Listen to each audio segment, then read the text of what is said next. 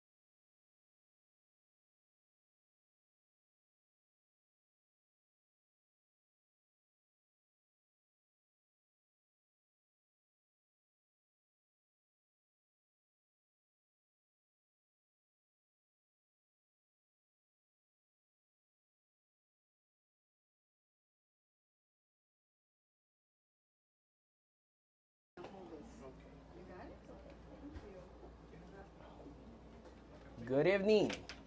Hello. Good evening. Ladies and gentlemen, good evening. How are you? Good. Good? Having a good night? A good day? Yes. Yeah. Aside from the rain, right? I just heard it started raining. It's kind of light compared to the last few days, right? Okay. So it looks like everybody likes taxes, because usually when we talk about taxes, people show up here. So I guess you like taxes, or I want to say hi to people, whoever is watching us. I know that we sent a link out for whoever links on YouTube. So I want to say hi to the people that are there. If you have any questions throughout the session, just let us know. I'll repeat it out loud to you guys, and we'll answer whatever questions we have. So we haven't spoken about taxes before. We're going to talk about taxes today. I know that usually when we do this, we talk a little bit about how's the market doing, and I think you guys can tell me better than what I can do today. How's the market been doing for the last month and a half? Lousy. Right? Pretty lousy. Pretty lousy. I know. Not a good August, not a good September. But once again, September is always been a rough month. Okay, September has always been tough for the market historically. So we always kind of expect September not to be one of those upside months, more of a downside month. But then we just got to manage that risk, right?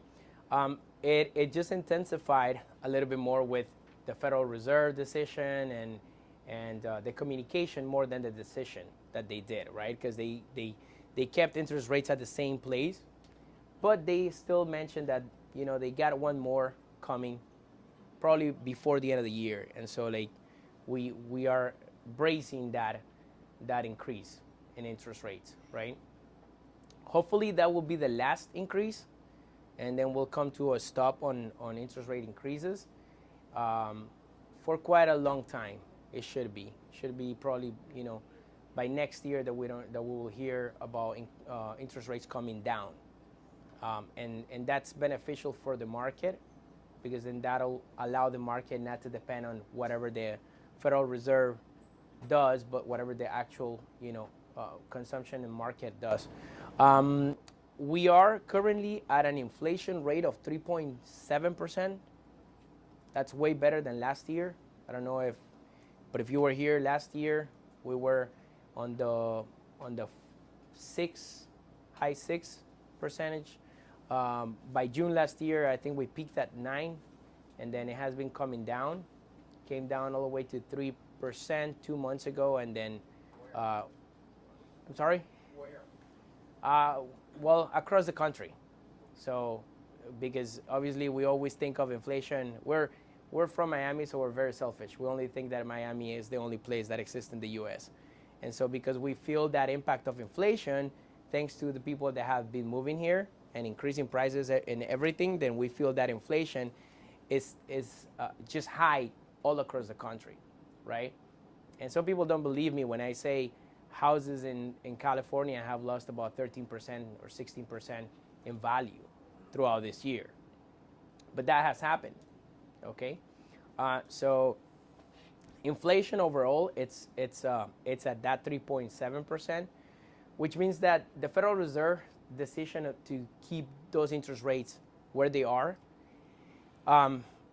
lets them know that they're letting things take its course, because they have seen that they've done enough bringing it from that 9 to that 3 point something. But I'm pretty sure that they're going to probably hike once more in October, November, which is end of October, beginning of November. October actually is going to be Halloween when they go into the meeting, and they come out on November 1st. So we'll know about that decision. We do expect them to increase another quarter of a point before the end of the year, and then stop. So that's where we are in the market. Usually October should come with a better month for the market, and we will see earnings calls coming through too. So that usually benefits the stock market for those of you that care about the market. But today's subject is about the taxes and whatever strategies that we can talk about in terms of taxes. So let's begin, right? For those of you that know us already, you know that we usually talk about these 5 areas, okay? One of those being retirement income planning, which is the first thing that we touch up when we meet with you guys. What's that retirement going to look like, and are you guys going to have enough income to support your lifestyle, right? We also talk about investment management, which is like what most people think that is the only thing that we do, which is manage investments, and that's a portion of what we do. We talk about taxes, which we're going to talk about today. Healthcare, I think we've done a few seminars about long-term care and all these, Medicare programs and things like that that people run into in retirement and what their needs are going to be.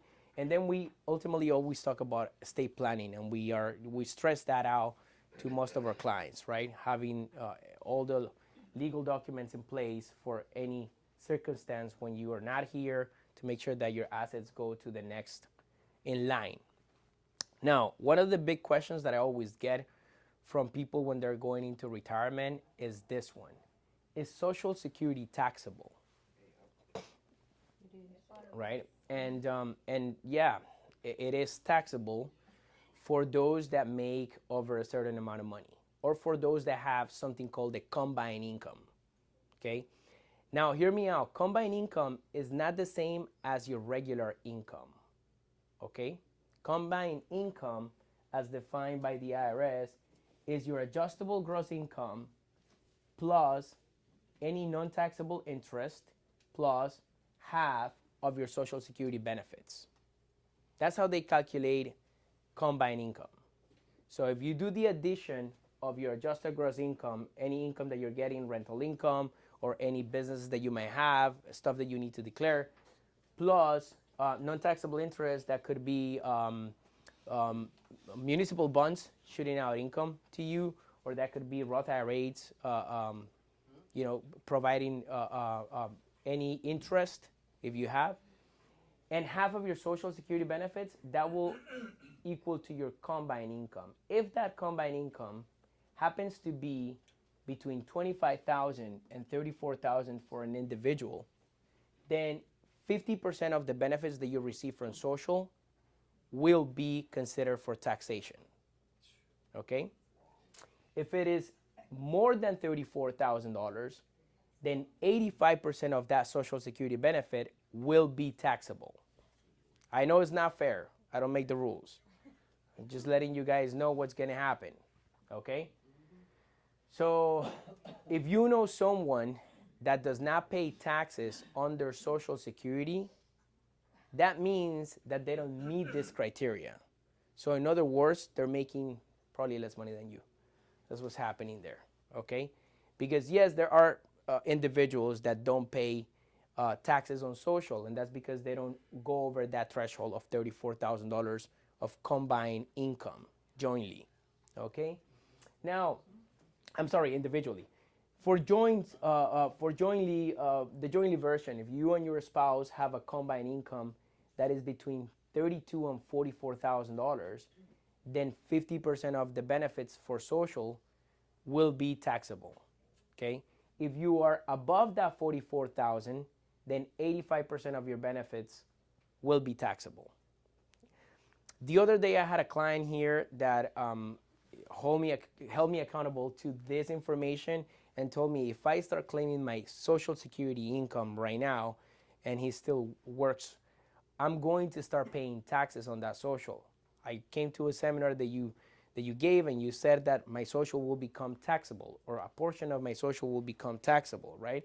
And I think his Social was about $30,000, rounding it off, right? So $30,000, 85% of the $30,000 is about $25,500. So he would. 25,000. Yes. 2,000. No, 30,000. If he's making 30,000, 85% of that is 25,500, right? So that means that he needs to declare 25,500 for that year. Now, he was falling on an income tax bracket of 22%. So he would be paying about a 22% on that 25,000, which is about $5,000. Now that hurts, right? To everyone it hurts. I don't want to pay $5,000 unnecessarily to Uncle Sam.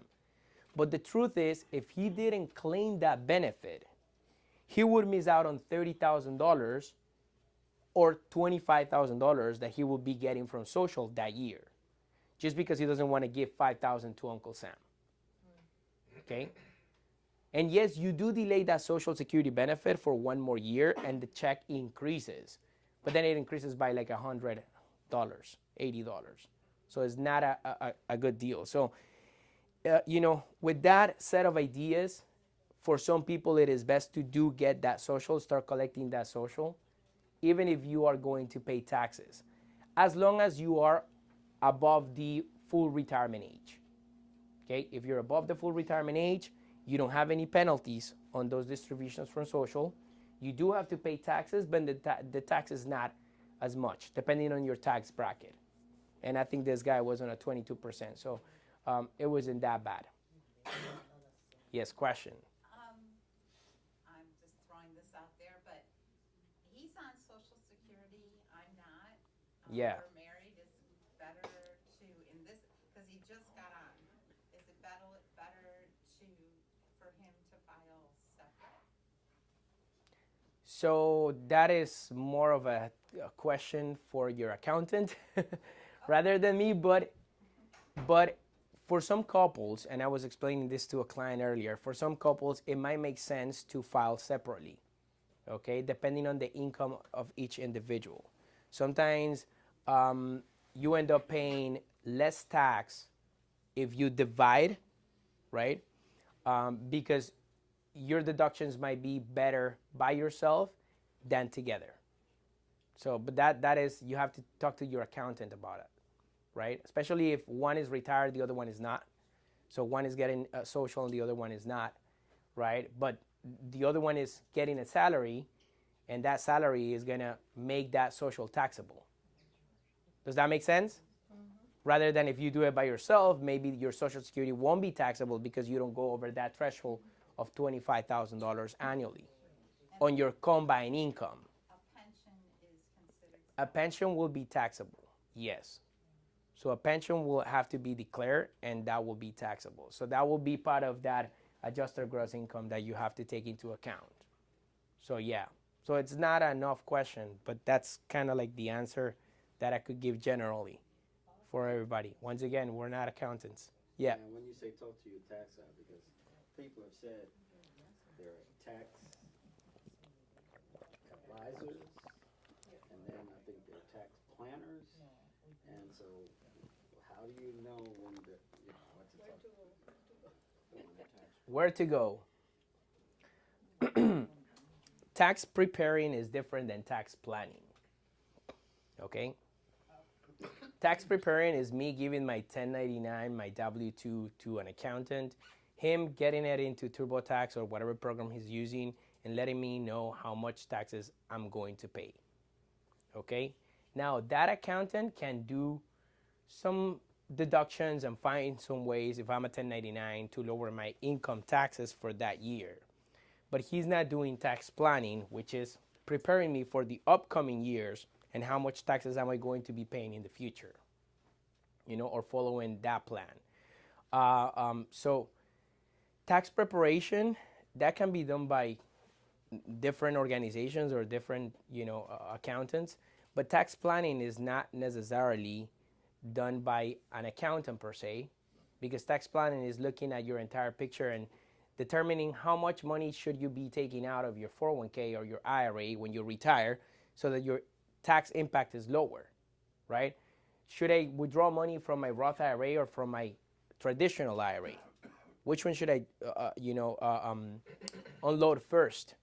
Which one should I take money out of first, right?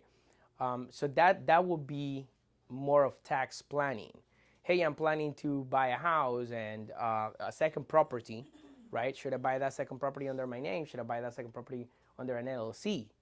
Right? If we're doing tax planning, most tax planners will tell you buy it under an LLC because it'll protect yourself, number one, and then number two, it would allow you to lower your income taxes through that business that you created, right?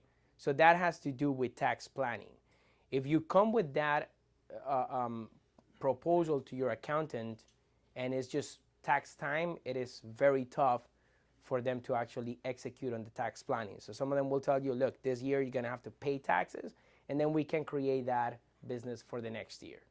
Okay, that is tax planning. I talked to an accountant that has been handling everything for the office for quite a bit, and he told me, you know, when you come when you come in January or February to me to get your taxes done for the previous year, you're already too late. You know, you have to come on January or February this year so that we can plan for the following year. That's when we do the tax planning. And the truth is, we usually always delay on doing those taxes.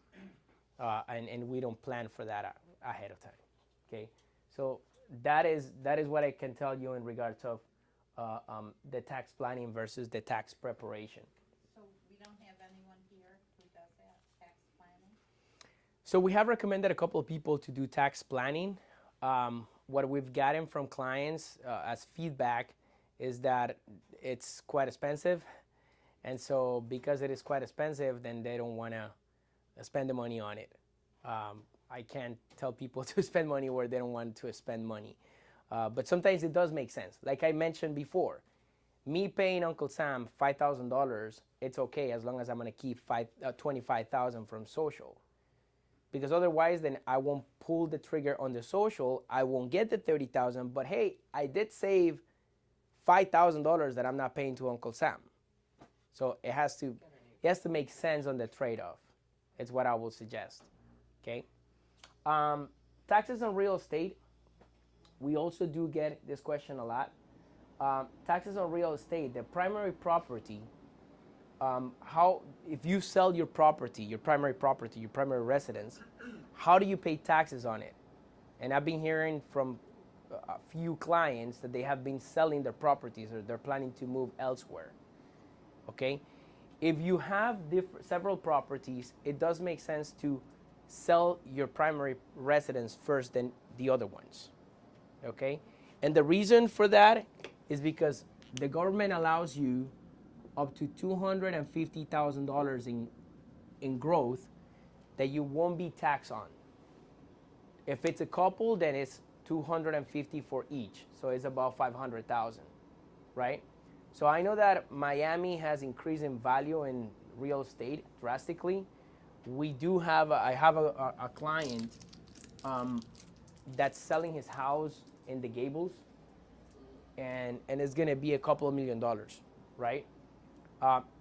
He's not gonna write it all off, but at least he's gonna write off $250,000 from that growth in the house. So it's better to always do that. Now, a lot of people have asked if you can do a 1031 exchange on your primary residence. You cannot. Especially this individual was asking me if he could sell his property and use that money to buy another property. Okay, because it is his primary residence, he does get the $250,000. So he gets the $250,000 for him, $250,000 for his wife. He gets a break on $500,000 in taxes.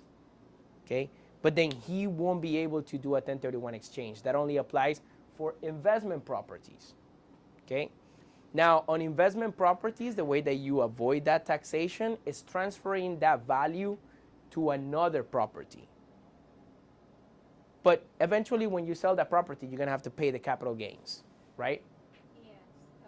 Does it have to be a new investment property, or could it be an existing investment property? You have to get a new property, and you have to declare the property. The rule is you have about 180 days to execute that 1031 exchange. You have 180 days to execute it within the first 45 days of the sale of the previous property. You have to declare what property or properties you're going to purchase, and they have to be of equal value or higher for it to work. By the way, the money never comes to you guys. The money stays in an escrow account. You never touch the money. If you think you're going to have that money for for 180 days to your advantage to play with it or go into the market or go put it into the business or do something else, you won't have it, okay? Because otherwise it won't work. But it is a good tool to use, okay? Now, in regards of your primary property, you have to have in consideration a few rules, okay? The main rule for them to consider your property as the primary residence is that you lived 2 years out of the last 5 in it, okay? It could be that you lived in that property it's 2023, that you lived in 2018 and 2019, and then you moved to a second property and you rented that one, it will still be considered your primary residence, okay? So you could count it as. Or it could be that you lived in 2018, moved to another property, came back to live in it in 2023, and now you're selling it. But you comply with that rule, okay? The reason why I was giving you the advice that if you're going to sell a property, sell your primary residence, is because you could always move to a second property and make that second property your primary residence. And then afterwards, sell it, right? Now, you obviously have to live there for 2 years out of the next 5. That's the rule. So you can't just be selling one and another one and another one and another one. But that's the way to avoid taxation, and that's what we all want to do. It is almost impossible to avoid taxes, by the way. That's called tax evasion. We don't ever advise that. But if you can lower your taxes, that's always good. If you can live 2 out of 5 years on a property, and that's your primary residence, is that still, do you still get the homestead exemption on there as well? Mm-hmm. Even Yeah. if you're not physically living there? No, what you're saying is, if I lived in that property for 2 years, then I moved, and I moved my homestead exemption to another property, No. am I going to get it? I left my homestead exemption there, only I rented that place and I'm out traveling. Well, you But shouldn't. it's still my property. Right, you shouldn't. Primary residence. You shouldn't have done that. You should have Well, moved it that's- to your. Oh, if you're renting somewhere else. No, I'm not renting anything. So you're living on a second property, is what you're saying. No, I'm living in like Airbnbs.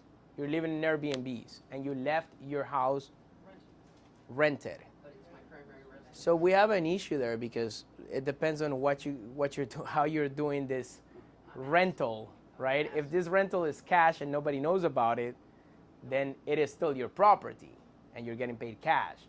That cash, technically to Uncle Sam, never came into your pocket, right? Because nobody knows about it. But if there's a contract, that wouldn't be your property. That will be the property that someone else is living in. So that will be considered an investment property, because at the end of the year, you will have to declare that as an investment property. Okay, that's where it changes. Yes, that's where it changes. That's what I was asking. We all clear on that? Now, if you got any cash coming in and you don't want to let Uncle Sam, that's okay. I don't have a problem with that. I'm not Uncle Sam. Just be careful with it. That's all I will say. You know? As long as you don't put it in the bank, and they can. I don't. I will not give you any advice in regards to that. Right? That's not what we're here for. No, I wouldn't do it. Yes. What's the percentage of capital gains in the paper? Is there a flat rate? What is the percentage of capital gains? That's a good question. So capital gains could be 0%, 15%, or 20%. Most of us fall on a 15% bracket for capital gains tax. Okay? I don't think I have it here. Let me see. No, I don't. But I could find it for you. The truth is, I know the one for individuals on the bottom, on the end of 0%. If you are an individual and your income is less than $44,000, then you fall on this beautiful 0%. Combined is $83,000, if I'm not mistaken, for combined joint income. So if you're above that $83,000, then you're going to be on the 15, which is where most of us fall into. Okay? Yeah, if you're on the 20% and you're making really good money because you got to be over $490 something thousand. But Yeah, Miguel, a year. If you sell us a property that you have been depreciated, it's a rental property, you have been depreciated for the 27 and a half years that they allow you to. Mm-hmm. When you sell the property, All that depreciation comes back. Yeah. All that depreciation. So I'm gonna repeat her question so you can understand it. When you buy an investment property, usually your accountant, your tax person advises that you depreciate the asset. Depreciate the asset means take the value of the asset by the years and tear and use and all of that. The government allows you to depreciate over 27 years, right? And you can accelerate that depreciation so that you can lower your income taxes. But then think about that for a second. If you buy a property and you bought it for $500,000, right? When you purchase a property for $500,000, that means that your cost basis for that property is $500,000. If you start claiming to Uncle Sam depreciation on that property, that means that your cost basis is going to continue to go down every year by the amount that you are depreciating on your taxes. Okay? So you might end up, and now the value of the property, what happens to the value of the property is that it goes from 500 up to whatever, 800,000, $1 million, whatever that is. But you depreciate it out of that property 300,000. So now your cost basis is only 200. Accountants advise these things, but they don't tell you that the idea of doing that is for you to keep the asset forever or pass it on to your beneficiaries whenever you pass away. Okay, which brings me to this little line right here.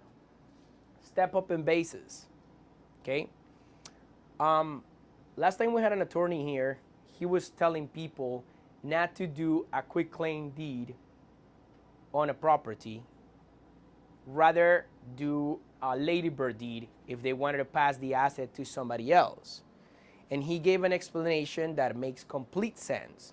If you do a quick claim deed and you include that person in the title of a property, they lose the step up in basis. The step up in basis is the allowance for you to inherit the asset at the current price you pass away. So if you purchase an asset, if you purchase a property at $500,000 and when you pass away it is $800,000 and your kids inherited that property, the new value for them is the step up in basis. So their cost basis will automatically increase to $800,000. Okay? Meaning if they sell that property right there and then, they don't have to pay any capital gains tax. Do you follow me? Yep. But that's with the Lady B, you said? No, that is you not selling the property or not doing a quick claim deed. Because if you do a quick claim deed, then that automatically gets eliminated because now that person owns the property already. So you included that person in the title, and now the $300,000 in growth or whatever depreciation you include into it is going to be part of it. Does that make sense?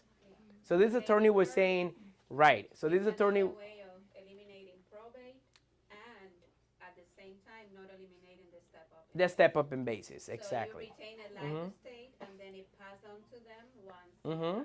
Yeah. But then you don't ever get to sell the property, which was your original question. If you're asking me that question, it's because you're thinking about selling a property. Yeah. Otherwise, you wouldn't ask me for that question. Yeah. And so that's the portion that the accountant doesn't tell you.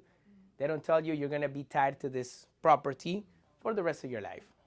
Or you're going to sell it and then you're going to have to battle with Uncle Sam in regards to the taxes. And it's my understanding that you have to pay it anyhow, regardless you got the benefit of getting the depreciation benefit every year, or if you didn't, you will have to pay taxes on the depreciation.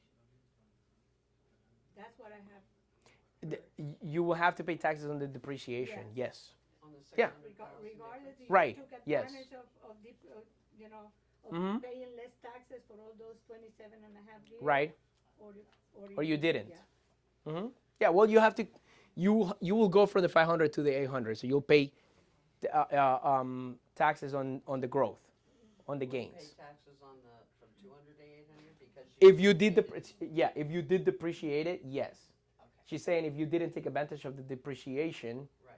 you know, then your It's cost gonna basis, go. your cost basis will still be 500,000. Can you even take depreciation on a No, primary no, residence? no, I I thought it didn't was say only for that. investment. Investment properties, yeah, Right. that's what we were talking about. So it doesn't really apply to primary residence. No, not the primary residence. I have to find out, Miguel, because my understanding is that regardless, you took advantage of getting the depreciation every year, or if you didn't do No, it it- that way, you always have to pay taxes on the depreciation amount. No, you shouldn't. Yeah, we should. No, you shouldn't. You shouldn't. You have your cost basis. When you buy any asset, you have a cost basis for that asset. Okay. When you buy a stock, you pay a price for that stock. If the stock goes up, then you have gains. If the stock goes down, then you have losses. But you always remain those cost bases. Unless you sell and repurchase at another price, then your cost basis will change. The only way that this cost basis will change on the property will be if you applied depreciation or you waited for you to pass away and then they took the benefit of the step up in basis. Okay, so keep that in mind if you have properties that you have been depreciating and you're going to leave to your family. Okay. I'm sorry, I have another question about that. My question now is, if you have done some improvement, your capital improvement you have been doing through the years in your rental property, but you also have received some insurance benefit. You have a lot of questions for the accountant. I'm so sorry, guys. I'm not an accountant. Okay. I could help you as much as I want to, but I'm not an accountant. That's not my field of expertise. Even though it seems like I know quite a bit, I just try to give you the most I can. But yeah, that would be a question for the accountant to go more in detail into that. A good way for some people that are currently employed, is to take contribution deductions to your retirement plans. Okay, and for some people it doesn't make sense. For other people it does make sense. When a contribution to a pre-tax plan, such as a 401k or a 403b or 457, brings you down from one tax bracket to another and you save quite a bit of money, it might make sense. And it will make more sense if in the future when you retire, your income will drastically drop. Okay? I had a meeting a couple of weeks ago with a client that currently he's between the 12 and 22% tax bracket. He's around there. He ends actually on the 22% tax bracket, but because he does contributions to his 401k by a certain amount, then he drops from the 22 to the 12%. Okay? If he contributes more, then he will continue to reduce his taxes, but he won't reduce his tax bracket. He will remain at the same 12. Okay? So on the portion that he was going to pay 22%, if he could save that 22% and lower it to 12, that is a gain in this year. Now, it only makes sense if when he retires, which is going to be in a few years, his income doesn't take him back to the 22%. Does that make sense? If he remains to be in the 12% or less. Okay? The reason why is because I don't know where taxes are going to go in the future.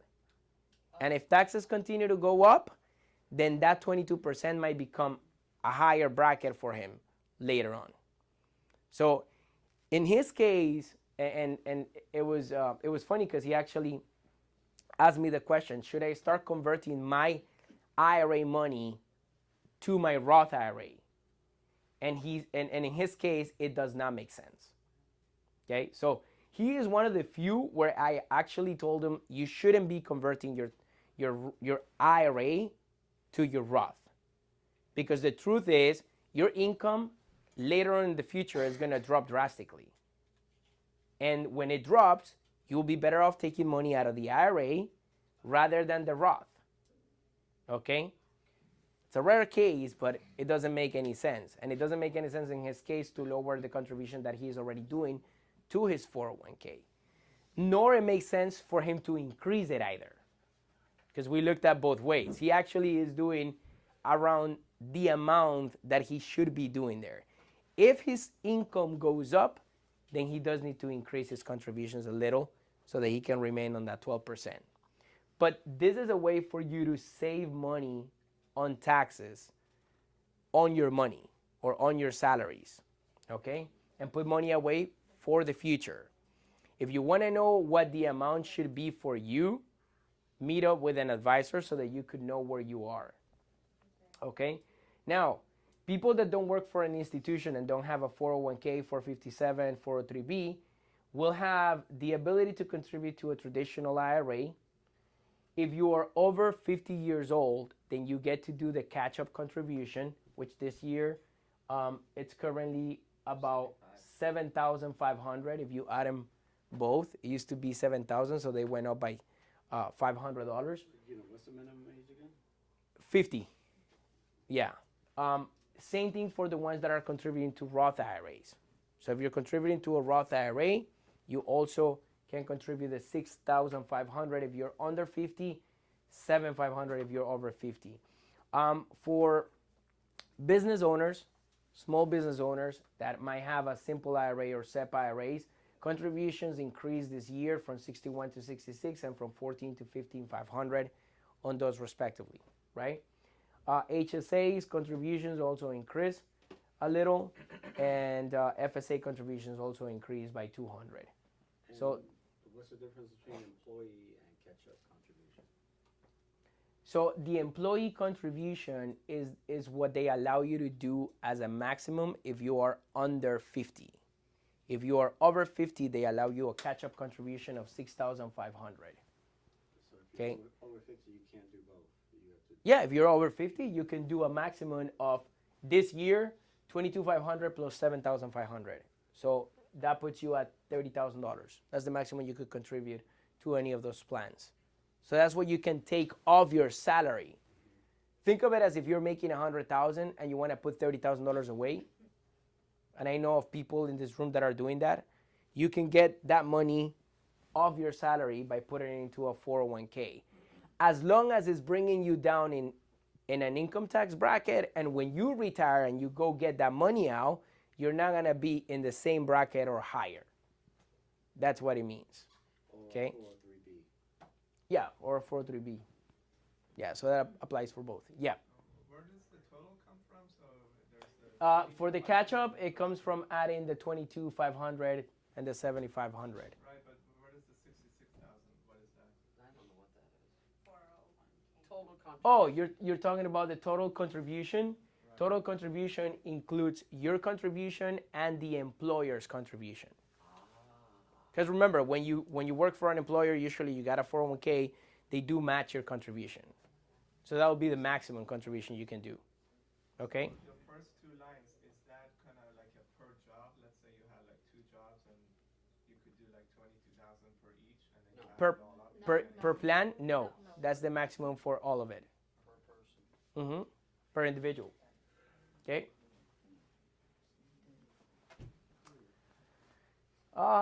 This is a little history. How many of you think that we got high taxes right now?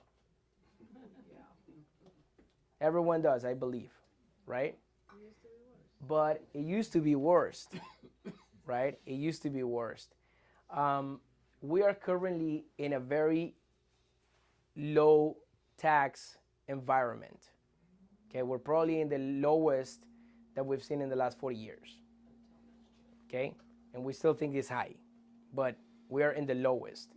So a case like the one that I mentioned before with that client that I advised him not to do is very rare, because for most people what we have been doing is converting money that is taxable into tax-free, specifically because we are in that low tax environment right now. Okay, so if you take money that is taxable and convert it into tax-free, you're going to be paying probably less taxes than what you're going to be paying in the future. there is a tax law that happened in 2017 to 2018. It was the Jobs Cuts and Tax Act, and that lowered income taxes. That law is in force until 2025. It will sunset in 2025 by December 31st of 2025, and then taxes will increase or will go back to what they used to be in 2017. Okay, so that 22% that I was mentioning right now will go back to a 25, and that 12% that I was mentioning right now will go back to a 15%, unless the Congress decides to change anything before that and decide to keep it where it is or decide to increase it more. We don't know, but if nothing happens from here until 2025, we will go back to those tax brackets. So this few years will allow people to pay lower taxes in those conversions, or moving money that is taxable into tax-free until 2025. I know for quite a bit of you, we've been doing that already, and we will continue to do that as long as we can. Okay, if the government doesn't change the tax brackets, then we will continue to do that and convert more into tax-free before they actually change the rules. Okay, if they don't do anything, then taxes will go up in 2025. So expect that to happen. And they might. Is there a limit on the money that you can convert from a regular IRA to a Roth IRA? No, there's no limit. The problem is when you jump into another tax bracket. So you have to take that into consideration. I have clients that every year are converting about $10,000.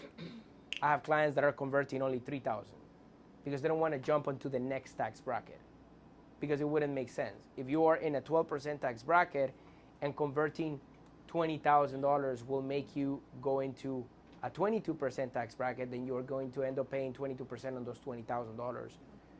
It might not make sense. Okay? So you have to look into what's your current tax situation. I had a client that in 2021, she was out of a job for half of the year. So her income dropped drastically. In that year, we converted a ton of money because her income was low. Now, in 2022, when she went back to fully working the entire year, we weren't able to convert anything because she was already at the same threshold that she was before that. So you got to play with it. You got to work with it. Okay? Some people that are business owners and are able to, manipulate their taxes somehow through the business might be able to convert a little bit more money than people that don't have businesses. Okay?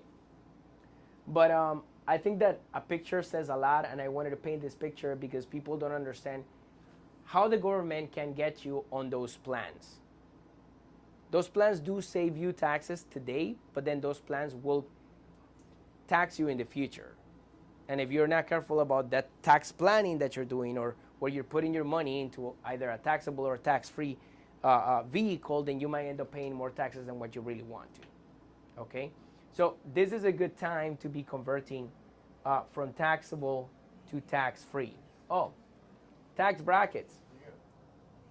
The conversion can be done, has to be done within a year of the tax Yes. return? Okay, Yes. so then January to February. No, of the following it year. has to be in the same year. So the question is, the conversion can be done the following year for the previous year? No, it has to happen within that year.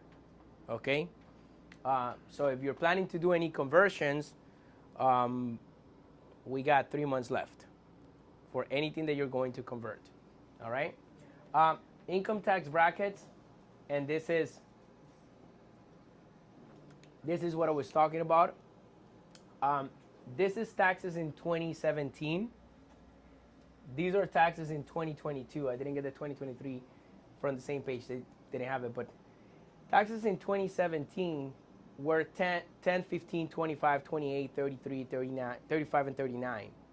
Taxes currently are at 10, 12, 22, 24, 32, 35, and 37. So by 2025, what's going to happen is that we're going to go back to these brackets. Okay?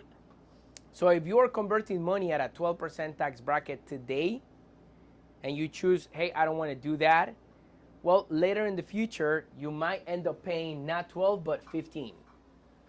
If you are at a 22% tax bracket, and when you retire, you will remain to be at a 22% tax bracket because you have a pension or because you have income from businesses or income from rentals or whatever, then you might want to do it now even though it's a 22, because if you delay it, you might end up paying 25.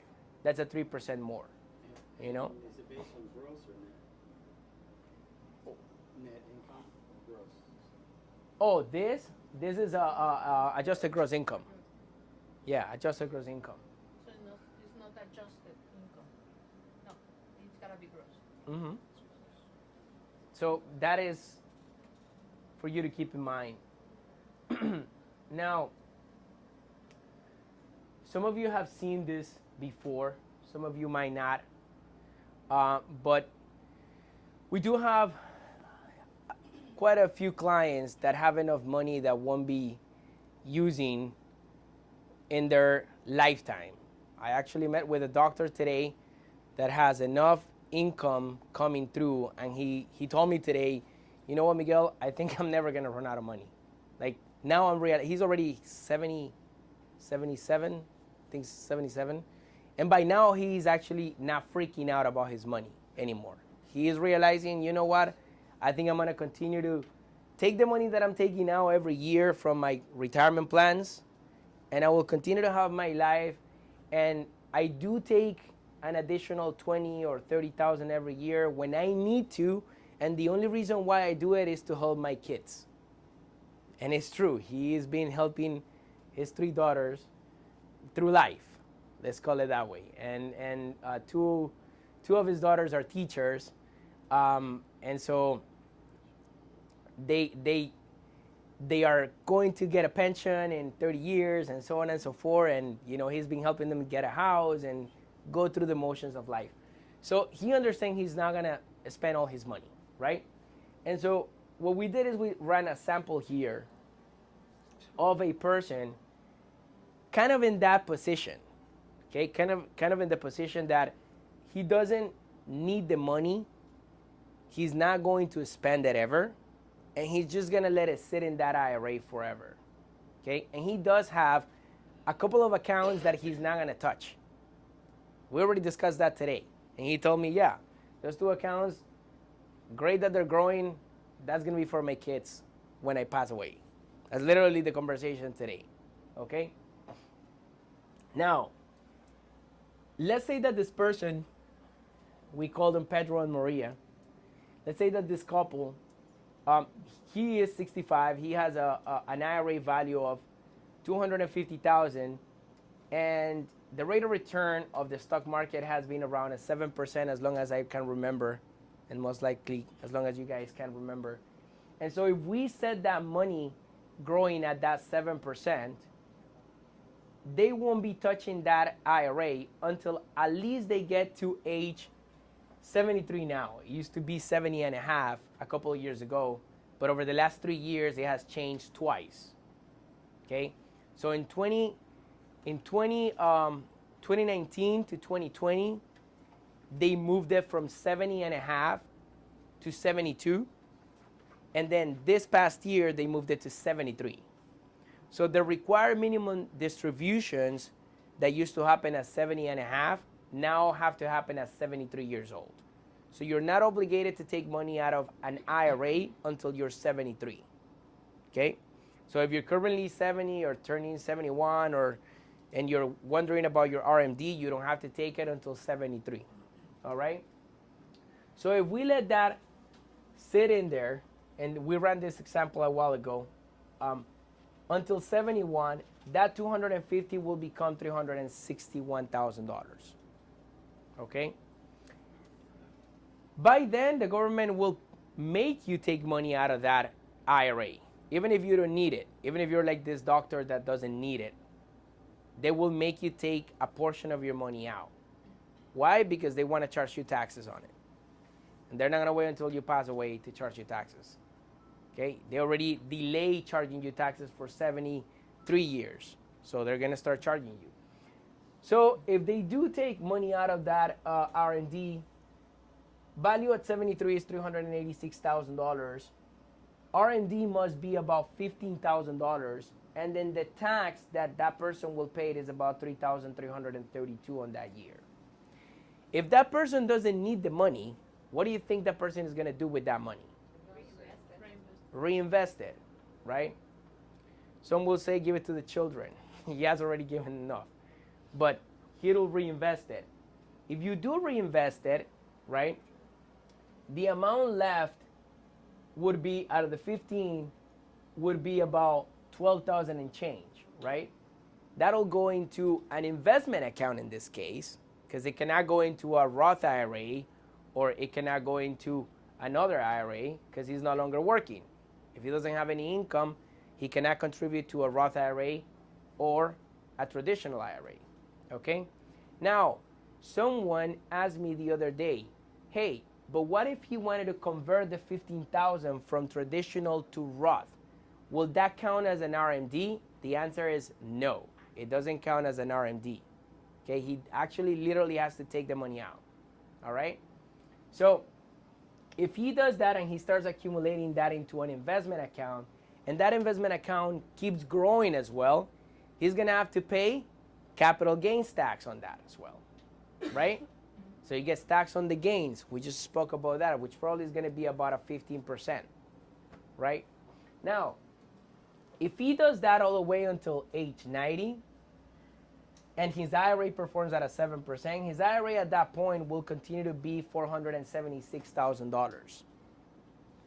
In those, 19 years, he would have taken a total of $114,000 in taxation for all those R&D distributions. He would have paid Uncle Sam $119,000, $114,000. The money that he reinvested will be at $727,000, but then he would have paid capital gains taxes in the amount of $55,000, right? And then I think we made him a 15% capital gains tax, and we made him a 22% tax bracket, which is kind of where this person would probably fall into. And then if he passes away, this will go to the family. Would they have to pay taxes on this money? Yes, they will have to pay taxes on this money because it is an IRA, and Uncle Sam is going to charge you taxes today, tomorrow, the next day, when you pass away, after your death. The one that is the money that he reinvested somewhere else in a normal taxable account. Not the money that He got to reinvest in a regular taxable account, right? not the money that he reinvested in a taxable account. The 727, you're saying this won't pay this won't be taxable to the beneficiaries? What do you think? Well, when they take money out or sell, then at that point. Well, they're going to receive this money, so that means the account will change owners, right? So if it is an IRA, they do have about 10 years to pay taxes over that. Yes. On the other money, that will come into them as taxable. Okay? So the IRA money, they can distribute over 5 years and pay the taxes over 5 years. But I don't know if your kids are going to pay taxes over 5 years. If they don't have good advice, they might just go ahead and take all the money and go try to buy a house or do something different, which is usually what I've seen. So they'll kind of want to cash everything out. Okay, usually what happens. Now, if that happens, adding all the taxation between what he paid on RMDs, the capital gains tax, and whatever Uncle Sam is going to tax them when they pass away, they will end up paying about $346,000, or that account will pay about $346,000 in total, up to age 90. Now, in the scenario of this guy, it would have made sense for him to start converting money to tax-free, depending on his tax bracket, especially knowing that if that law that passed in 2017 sunsets in 2025, then taxes might be higher than the 22%, they might be 25. Okay? So in order for you to know whether you should do that or not, you should have a meeting with an advisor. You should look at your case specifically, because your case is different than your brother or your sister. You're in a different tax bracket. You're in a different situation. It's different than your coworker that is also a cop that has been working with you for the last 25 years. It's completely different.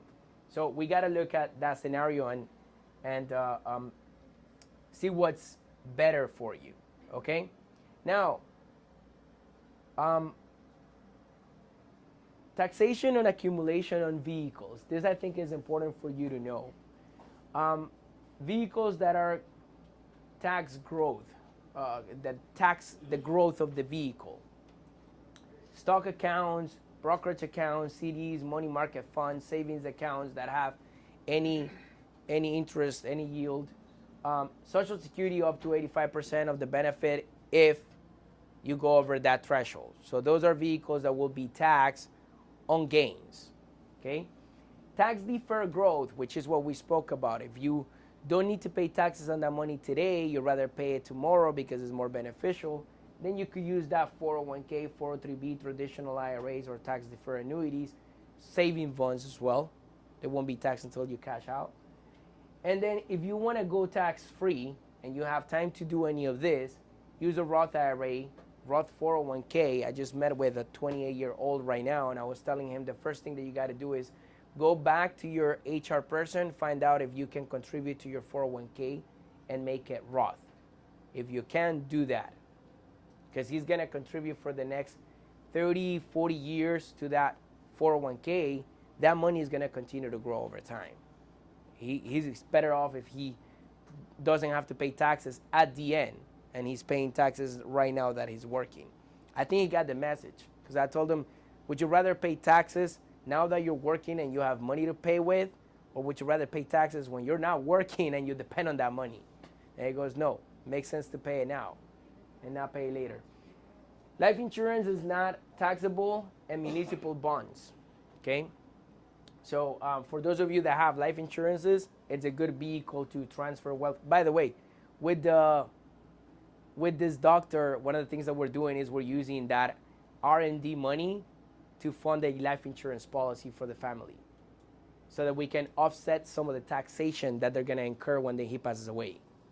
So they will recover some of that money that they're going to lose in taxes. So the life insurance, slash retirement account that we have with you guys or through you. Yeah.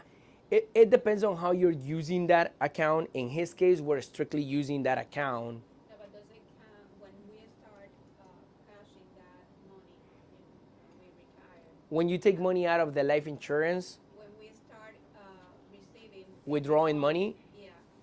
is it going to be taxable? No. Does it have to be added to the Social Security that we No. receive and then? No. Now, it depends on how you structure that policy. How long is your money So, tied up? huh? How long is the money tied up in a life insurance? In a life insurance, it depends on the type of product that you have, but usually is between 10, 15 years. Some are 14. I've called New York Life today with a client at 9 in the morning, and that policy is tied up for 19 years. So it depends on the product. It varies. Usually we don't do anything more than 10. Back in the day, the standard used to be 15. So a lot of the old products were 15 years on a life insurance product. But life insurance products can be used for different reasons, right? Like in this case, what he's doing is he knows he has to take that R&D money. He knows he has to take a portion of the IRA, regardless whether he uses it or not. He's going to take it, pay the taxes on it, but then he's paying a life insurance policy that's probably going to generate another $500,000 for the kids, right? So for him, he's doing a good job. He's thinking, I'm gonna spend this money, I'm not gonna use it, but I'm gonna put it into a life insurance policy so that when I pass away, they get another $500,000 that are going to be tax-free. Because he already understands that on his IRA money, which is most of his money, they are going to be taxed. So they're gonna lose money in there, okay? So that's just a strategy. Other people, what we do is we create those life insurance policies to fund them and accumulate money in it so that you could withdraw that money afterwards. So that's a different strategy, right? You use them for different reasons. But yes, they will be tax-free. Some people do use life insurance to get huge amounts of money into that vehicle, and then that life insurance policy becomes what is known as a MEC, a modified endowment contract.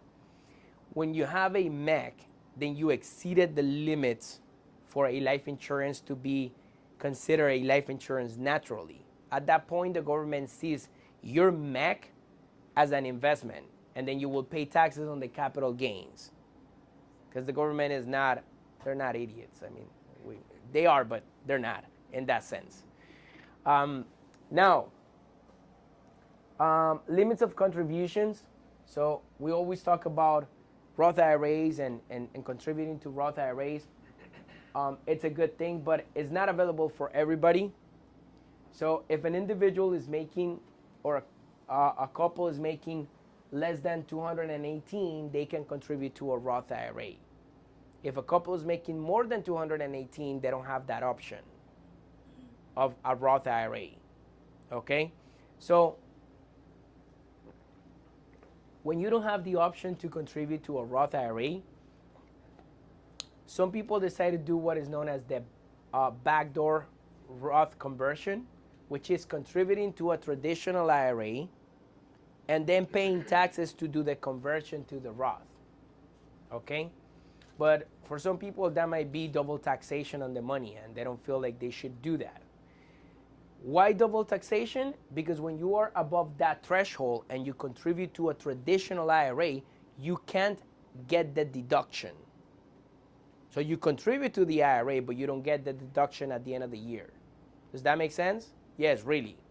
But then you can convert it to a Roth IRA. So some people decide to go into that route.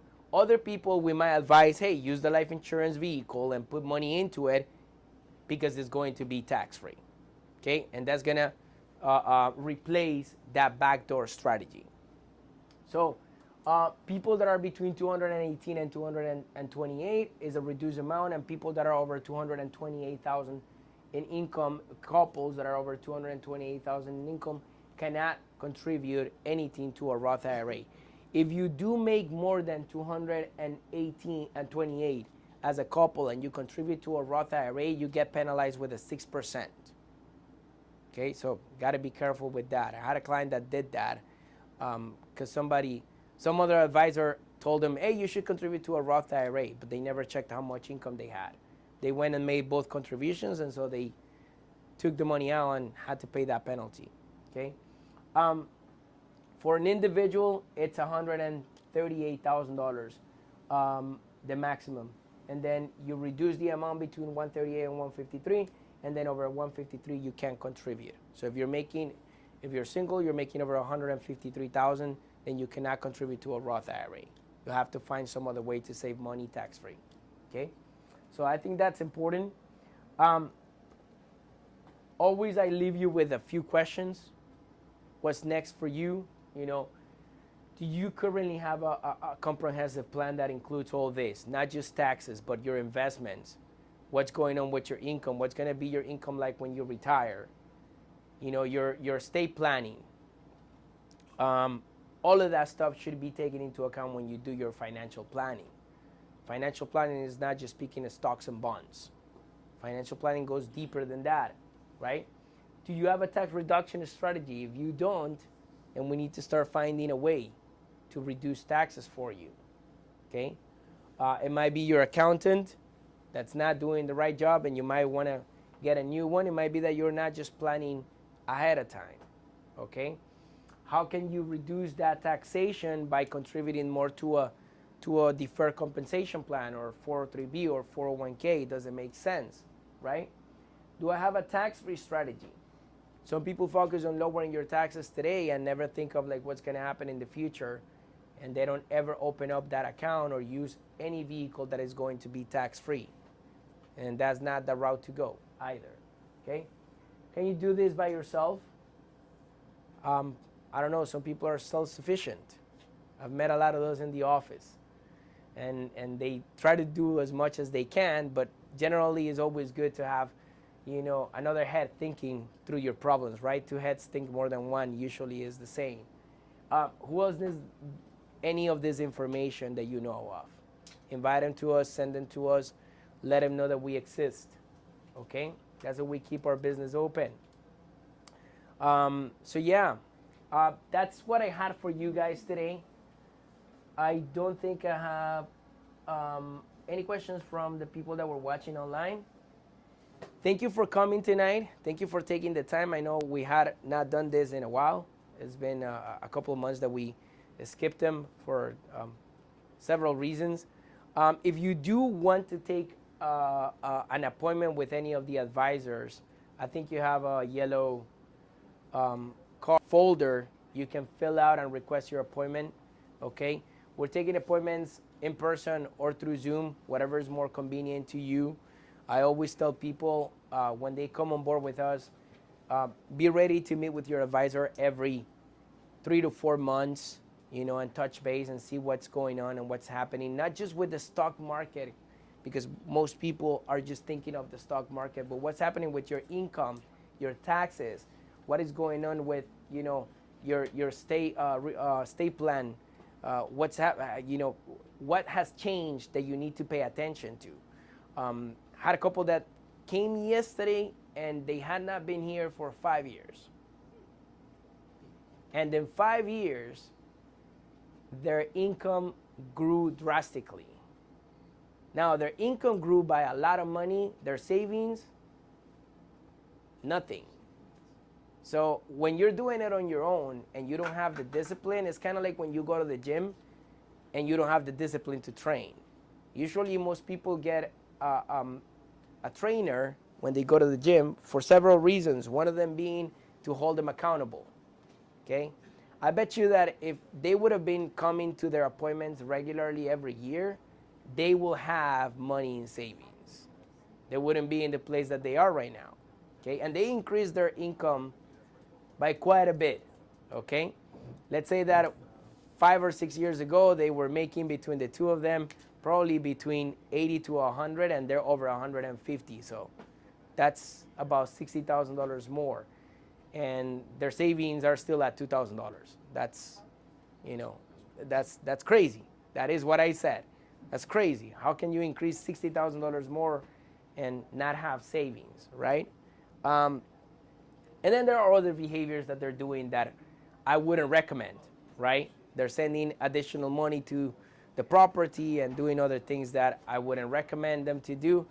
But the good thing is they came back, they met with me, and so we are able to schedule another meeting, and they understood the reasoning behind. So meeting with your advisor is not just to look at the stocks, look at the market, look at the percentages of what have you made on your accounts or not, or lost, but it's looking at the overall plan and making sure that everything is working in conjunction. That's the idea, okay? Thank you for coming. If you have any questions, let us know. Meet up with any of the advisors and make the adjustments on your accounts or your plans, okay? Is this recorded or